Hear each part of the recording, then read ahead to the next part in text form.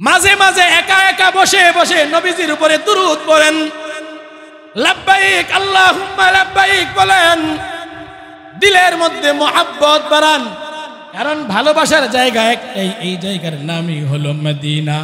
আব্দুল্লাহ ইবনুল মুবারক রাহমাতুল্লাহি আলাইহি, আব্দুল্লাহ ইবনুল মুবারক রাহমাতুল্লাহি আলাইহি বাবা সূত্রে অনেক ধনী মানুষ ছিলেন।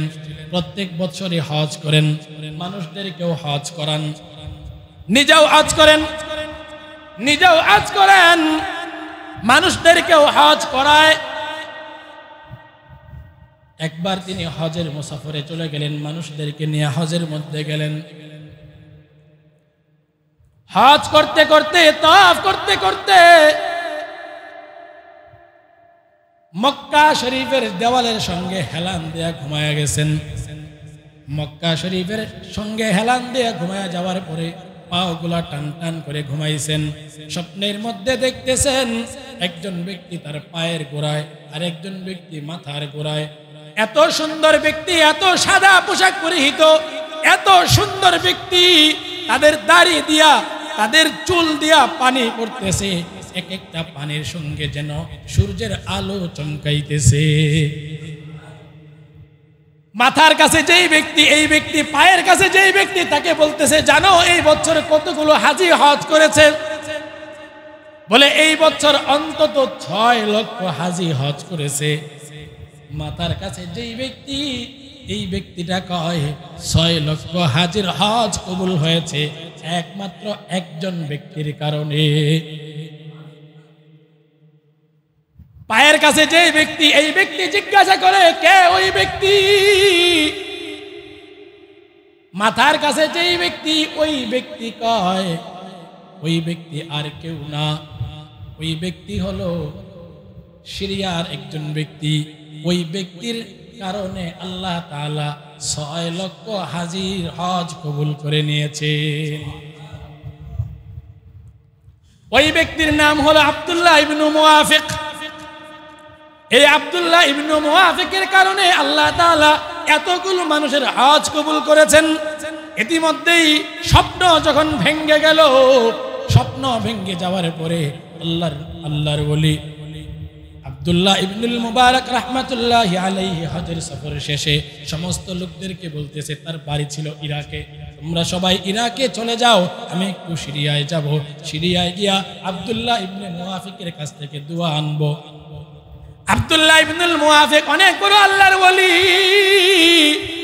এই ব্যক্তির কারণে আমার হজ, তোমাদের হজ আল্লাহ কবুল করেছেন। আমি এই ব্যক্তির জন্য যাব, এই ব্যক্তির কাছ থেকে দোয়া আনবো।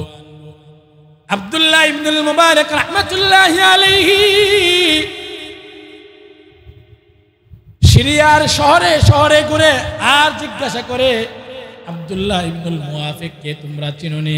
কয় না, এই নামে তো কোনো ব্যক্তিকে আমরা চিনি না। উনি তো অবাক, এত বড় আল্লাহর ওলি কেউ চিনে না, এত বড় আল্লাহর ওলি কেউ চিনে না। যখন শহরের মধ্যে খোঁজাখুঁজি শেষ, গ্রামের মধ্যে গেলেন, গ্রামেও খুঁজে পায় না। হঠাৎ করে এক বস্তিতে গেলেন, বস্তিতে গিয়া জিজ্ঞাসা করলেন, তোমরা কে আব্দুল্লাহ ইবনুল মুওয়াফিক কে চিনো? তোমরা কে আব্দুল্লাহ ইবনুল মুওয়াফিক কে চিনো? কয় হ্যাঁ, আমাদের মধ্যে একজন আব্দুল্লাহ ইবনুল মুওয়াফিক আছে। কয় কোথায় তার বাড়ি, কোথায় তার ঘর? কয় ওই যে দেখা যায় ভাঙ্গা চোরা একটা ঘর, কলা পাতাস দিয়া ছাউনি দেওয়া, ওই বাড়ির যেই মালিক, ওই মালিকের নামই হলো আব্দুল্লাহ ইবনুল মুওয়াফিক। আব্দুল্লাহ ইবনুল মুবারক কাছে চলে গেলেন, কাছে গিয়া বললেন, ও ভাই, আমি আপনার কাছ থেকে দোয়া নিতে এসেছি। ভাই আপনি আমার কাছ থেকে দোয়া নিতে আসছেন, আগে আপনার পরিচয় দেন, আগে আপনার পরিচয় দেন। আব্দুল্লাহ ইবনুল মুবারক কিন্তু সাধারণ ব্যক্তি না, ইমাম বুখারীর উস্তাদ, ইমামে আবু হানিফার ছাত্র। এর নাম হলো আব্দুল্লাহ ইবনুল মুবারক। ওই জামানার সবচাইতে বড় হাদিস বিশারদ ছিলেন। এবার যখন পরিচয় দিলেন, আমি আব্দুল্লাহ ইবনুল মুবারক, আমি ইরাক থেকে তোমার সঙ্গে এসেছি, তোমার সঙ্গে সাক্ষাতের জন্য এসেছি। আমি আব্দুল্লাহ ইবনুল মুবারক। ওই ব্যক্তি যে হঠাৎ করে আপনি আব্দুল্লাহ ইবনুল মুবারক, আপনি এখানে এসেছেন, আপনি আমার কাছে কি চান? বলে, তুমি যে অনেক বড় আল্লাহর বলি এটা আমি জানতে পেরেছি, এই কারণে আমি তোমার কাছ থেকে দোয়া নিতে আসছি। আমি আবার কি আল্লাহর বলি? আমি তো কোনো কিছু না, আমি তো একজন সাধারণ মানুষ। আপনি কি করেন? আমি কিছুই করি না, আমি কিছুই করি না, মানুষের জুতা সেলাই, আমি একজন মুচি, আমি একজন মুচি, আমি আর কোনো কাজ করি না, ওই মুচিগিরি করে আমার সংসার চালাই। ভিতরে যখন নিলাম, আব্দুল্লাহ ইবনুল মুবারক ভিতরে নিয়ে বলে, আমি আজকে হজের থেকে এসেছি, গতকালকে রাতে আমি স্বপ্নে দেখেছি হজের সফরে যত মানুষ এসেছিল সমস্ত মানুষের হজ তোমার জন্য কবুল হয়েছে। তুমি এমন কি আমল করো, ওই আমলটা আমাকে তাড়াতাড়ি বলো, ওই আমলটা জানার জন্য আমি এত দূর থেকে এসেছি। ভাই, আমি তো তেমন কোনো আমল করি না, আমি তো তেমন কোনো আমল করি না, আমি তো সাধারণ একজন মানুষ। ভাই, না না, তুমি এমন কি আমল করেছো যেই আমলের কারণে আল্লাহ তোমার শান মান এত বাড়িয়ে দিয়েছেন, তাড়াতাড়ি আমাকে বলো।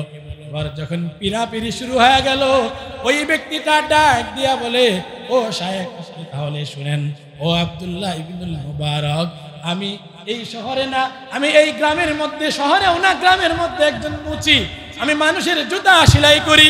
আরো আগে থেকেই আমার মনের মধ্যে আবেগ ছিল আমি মদিনায় যাব, নবীজির রওজা শরীফে গিয়া সালাম জানাবো, কিন্তু আমি যাব কিভাবে? আমি তো গরিব মানুষ।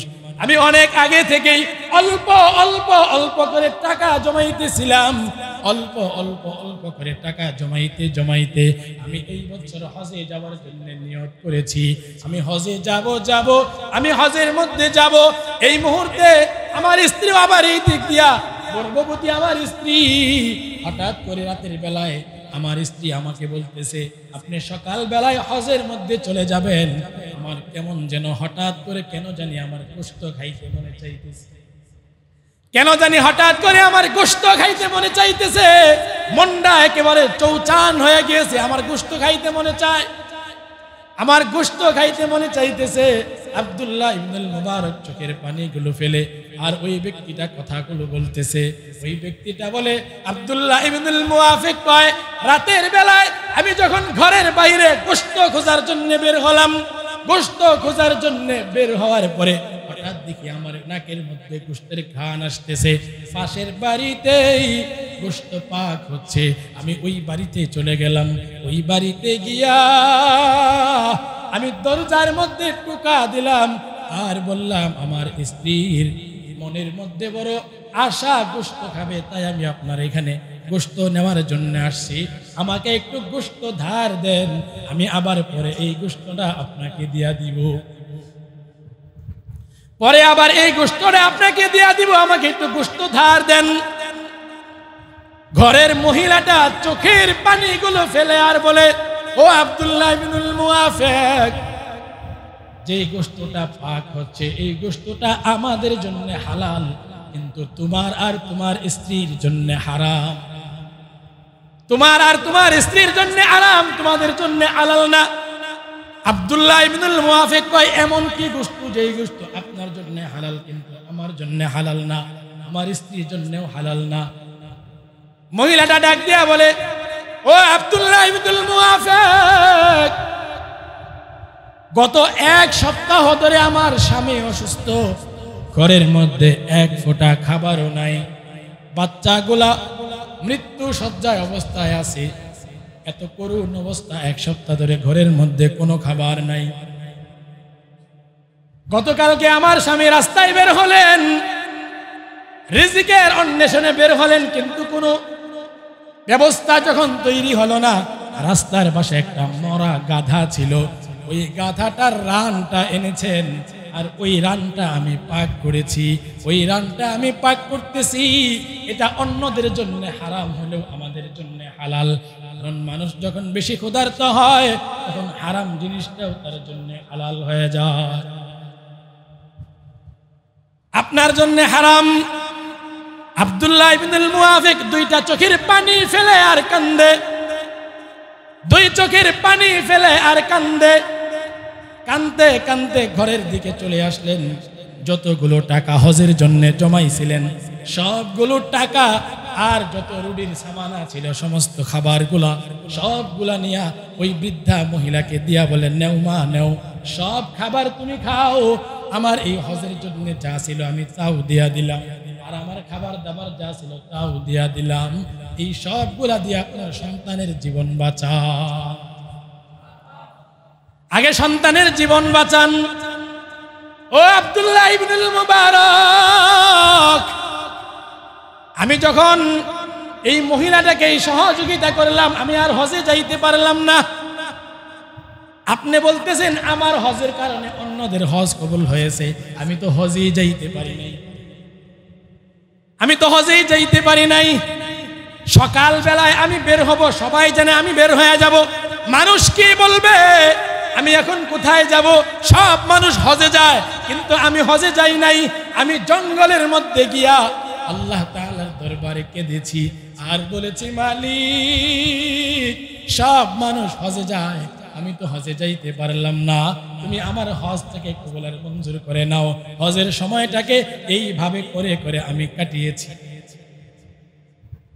যখন নাকি হজের সিজন শেষ হয়ে গেছে, হজের সিজন শেষ হওয়ার পরে যেই সমস্ত লোকেরা আমাদের এলাকা থেকে হজে গিয়েছেন, এক ব্যক্তি আমাকে আয়েশা বলে, ও আব্দুল্লাহ ইবনুল মুওয়াফিক, তোমাকে যে আমি আরাফার ময়দানে দেখছিলাম, তুমি এরপরে কোথায় গেছিলা? তোমাকে তো আর দেখলাম না।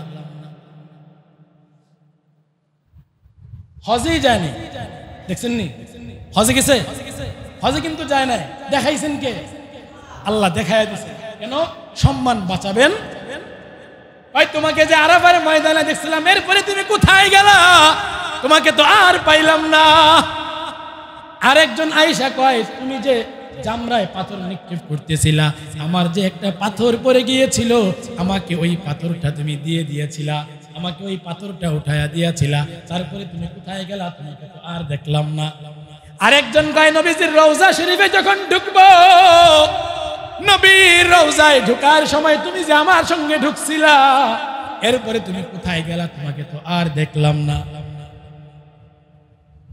ও আব্দুল্লাহ ইবনুল মুবারক, আমি যখন এই দিন রাতের বেলায় ঘরের মধ্যে ঘুমাইছি, ঘরের মধ্যে ঘুমের ঘরে স্বপ্নে দেখি আমার ঘরটা এত আলোকিত হয়েছে, এত আলোকিত হয়েছে, আমি ভাবলাম মনে হয় আমার ঘরের ছাদ সরে গেছে, এই কারণে আকাশ থেকে এত চাঁদের একটা আলো আসতেছে। কিন্তু দেখি না, চাঁদ ঠিক আছে, সব ছাদ ঠিক আছে, কোনো সমস্যা নাই। এরপরও ঘরের মধ্যে কেন এত আলো? ঘরের মধ্যে কেন এত আলো? আমি চিন্তার মধ্যে পড়ে গেলাম। কিছুক্ষণের মধ্যেই দেখি আমার ঘর থেকে জান্নাতের ঘ্রাণ বের হচ্ছে।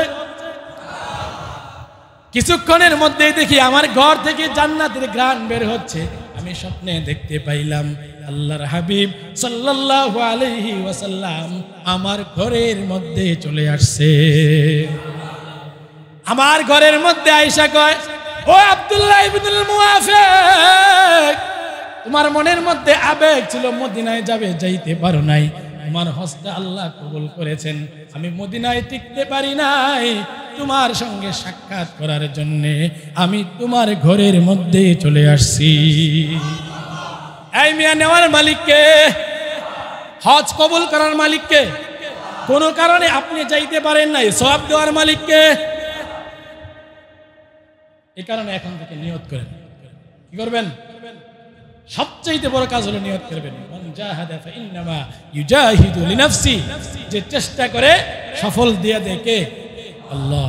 আল্লাহ তাআলা আমাদেরকে আমাদের মনের মধ্যে মদিনার প্রেম জাগ্রত করার তৌফিক দান করেন, বলেন আমিন।